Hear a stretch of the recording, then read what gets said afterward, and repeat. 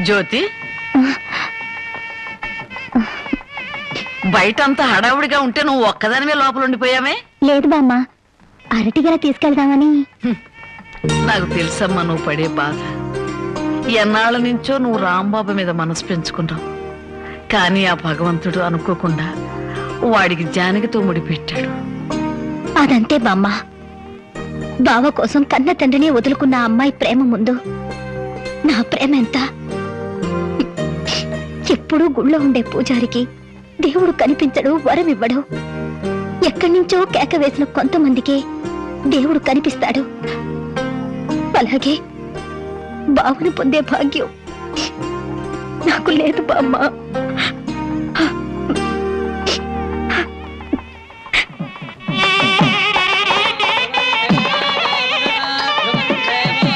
అన్ని పెళ్ళిళ్ళలో పెళ్లి కొడుకు ఎదురు చూస్తాడు.